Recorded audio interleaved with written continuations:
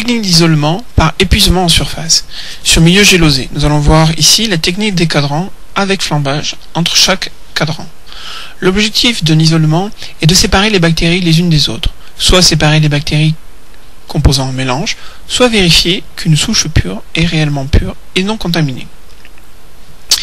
En effet, une bactérie se multiplie en des milliers d'individus identiques que l'on appelle clones. Ce clone est visible à l'œil nu sous forme de colonie. Attention, deux bactéries peuvent donner un clone.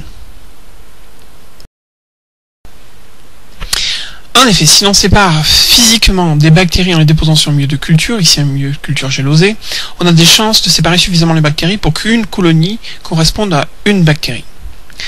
On utilise la technique d'épuisement à lance de platine, en solution métallique. Cette technique peut être réalisée avec une pipette Pasteur, mais la pipette Pasteur reste un outil dangereux. Nous préférons donc l'utilisation de lance de platine.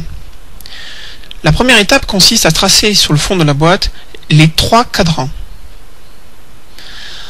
En effet, ces 3 cadrans sont répartis de la façon suivante. Nous voyons aussi la possibilité de mettre des limites facultatives.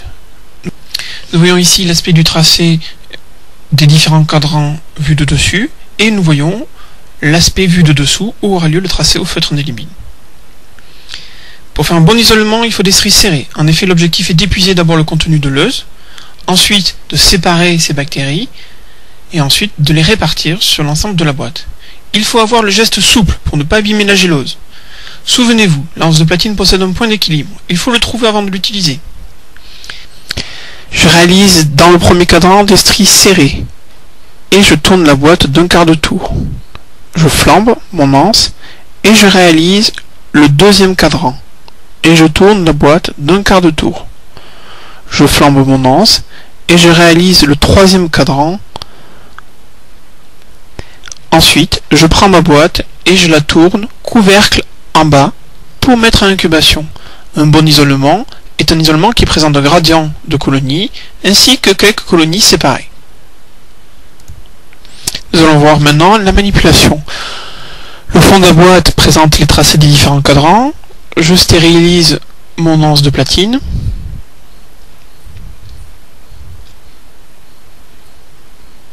Attention, la chaleur doit arriver par conduction et la stérilisation se fait toujours au sommet du cône bleu du bec. Je prends le tube à hémolyse contenant ma suspension, j'ouvre le tube, je flambe, je prélève la suspension. Pensez à égoutter l'anse pour améliorer l'effet d'isolement. Je flambe le tube et je dépose le tube. J'ouvre ma boîte dans la zone stérile et je réalise des stries serrées dans mon premier cadran. Une fois que le premier cadran est réalisé, je tourne d'un quart de tour ma boîte, je flambe assez rapidement mon anse de platine, la chaleur arrive par conduction à l'extrémité, et je vais utiliser maintenant mon anse. Attention, il faut que cette anse refroidisse, sinon vous tueriez les bactéries. Je vais étaler maintenant les bactéries d'une partie du premier cadran dans le deuxième cadran. Les stries aussi sont dans ce cas très serrées. Je tourne ma boîte d'un quart de tour et je flambe rapidement mon anse de platine. Je me mets au sommet du cône bleu, la chaleur arrive par conduction, mon outil est stérile. J'attends qu'il refroidisse et je vais répartir les bactéries du deuxième cadran sur le troisième cadran.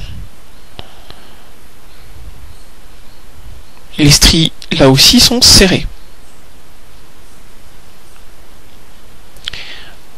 Je stérilise une dernière fois mon anse de platine avant de la reposer dans mon bac à outils.